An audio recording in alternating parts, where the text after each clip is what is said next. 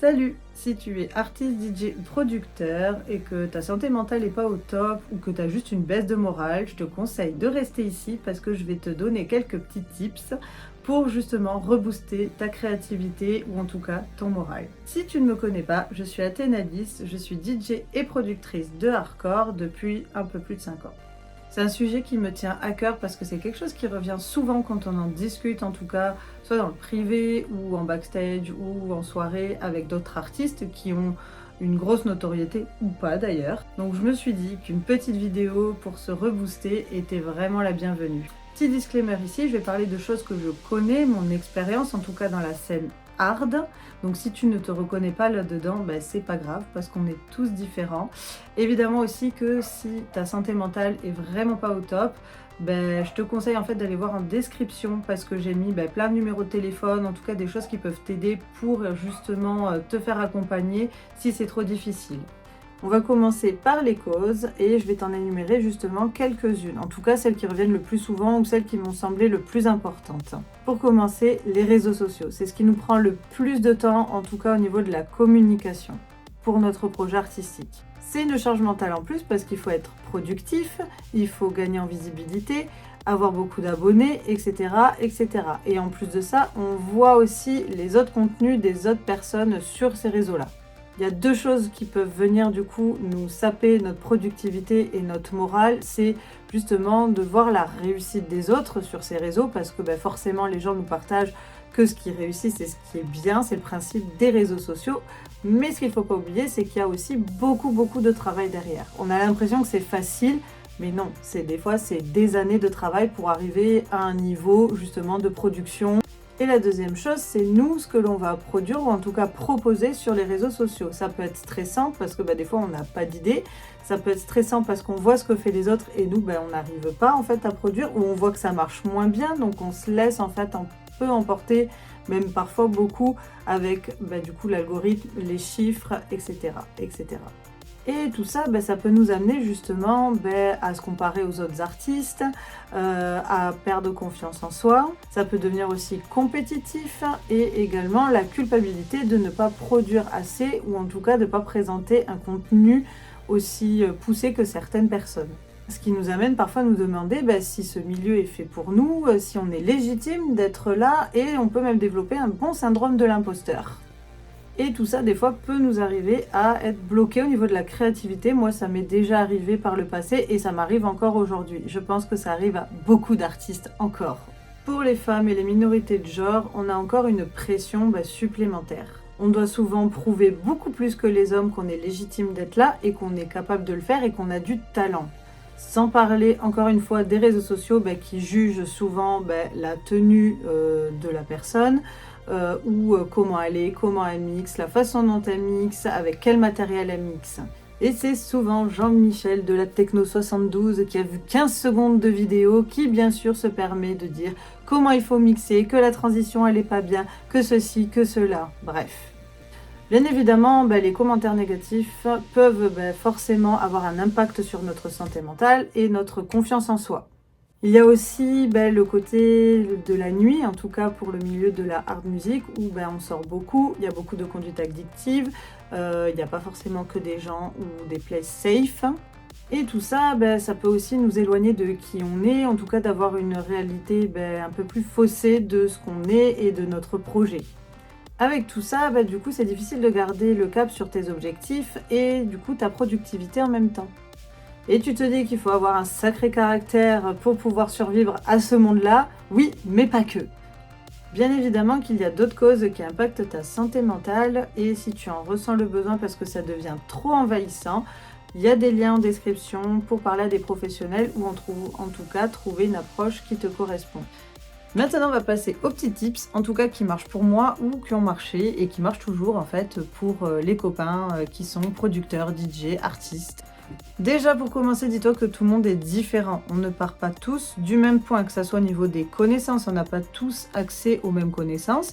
Au niveau financier, parce qu'il faut acheter le matériel, donc forcément, si tu as plus d'argent, ça va être un peu plus facile que quelqu'un qui ait moins d'argent, mais on peut être débrouillard aussi.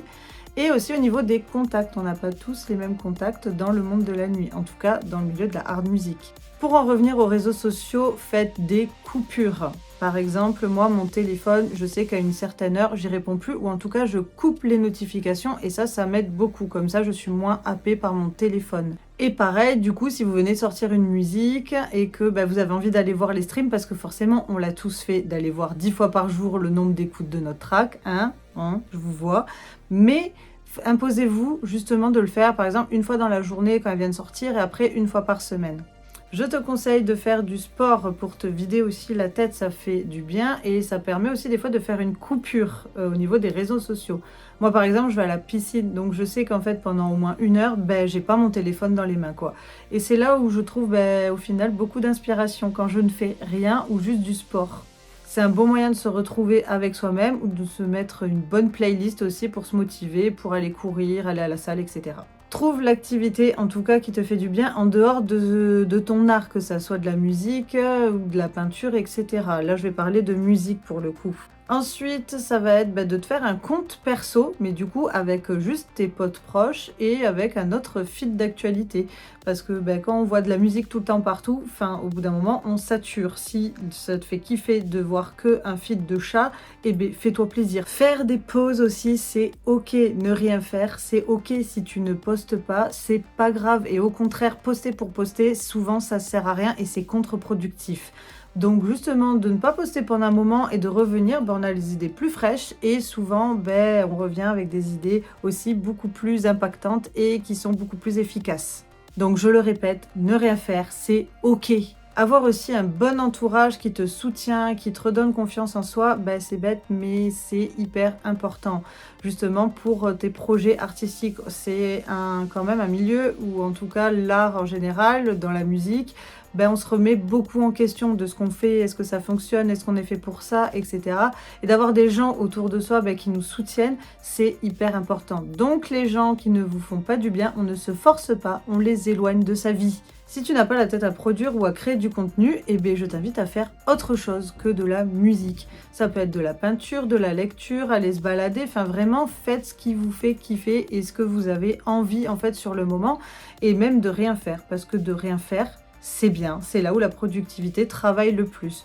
Donc, c'est pas grave, c'est ok. Note aussi tes objectifs que tu as atteints ou ceux que tu veux atteindre justement. Moi, je me suis fait un petit carnet avec mes objectifs sur l'année, ceux que j'ai déjà fait. Donc, ça peut être les endroits où j'ai joué, ça peut être le nombre de tracks que j'ai produits, ça peut être les choses aussi que j'ai appris justement, que ce soit en productivité ou en mixage, mastering, ça peut être vraiment plein de choses ou juste en DJing.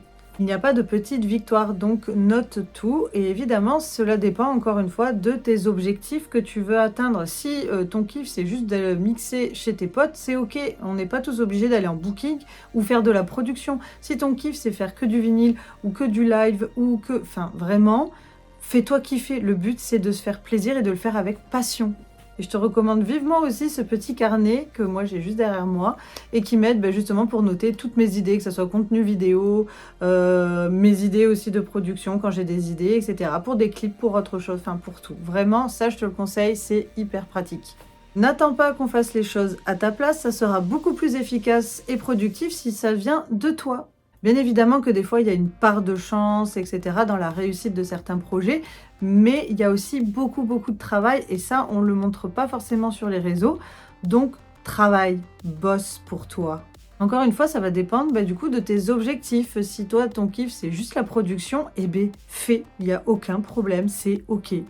Et pour finir, le dernier conseil que je peux te donner, c'est de rester vous-même. C'est bête, mais c'est pas en copiant qu'on va réussir. Évidemment qu'on va s'inspirer de plein d'artistes et tout, mais de faire sa patte et son identité, c'est ultra important et c'est ça qui va te permettre de te démarquer aussi des autres artistes. Il faut que ça vous ressemble pour que vous soyez bien dans ce que vous faites. C'est le plus important. Et de se créer justement une direction artistique aussi, c'est hyper important. Ça permet de voir du coup où tu vas dans tes objectifs, qu'est-ce que tu veux amener comme contenu, etc. Bien évidemment, tout ce que je te dis ne va pas se faire du jour au lendemain. Ça prend énormément de temps et de travail.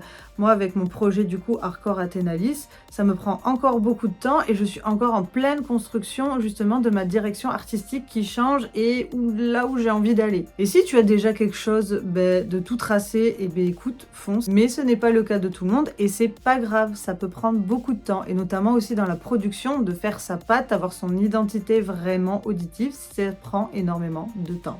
Bien évidemment, là, tous ces petits tips que je viens de te donner, ils sont pas faits pour être appliqués tous et à la lettre. C'est pas grave si des fois tu lâches et évidemment, tu peux prendre ceux qui te conviennent le mieux. Rattache-toi à tes objectifs pour essayer de les atteindre en douceur et avec bienveillance avec toi-même. J'espère en tout cas que ça a pu t'aider. N'hésite pas à la partager si ça peut aider un de tes proches. Si vous avez d'autres tips à me partager, n'hésitez pas à les mettre en commentaire pour les autres et pour moi parce que je serais ravie de les lire et en avoir d'autres dans ma liste. S'il y a d'autres sujets qui vous intéressent dans ce style ou pas du tout, dites-le moi également parce que ça peut être intéressant de refaire cet exercice. C'était la première fois que je faisais un facecam comme ça, c'était pas évident, je l'ai recommencé plusieurs fois. En tout cas, moi je me suis bien amusée à faire cette petite vidéo, donc prenez soin de vous et des autres, c'était Athénalis, à bientôt!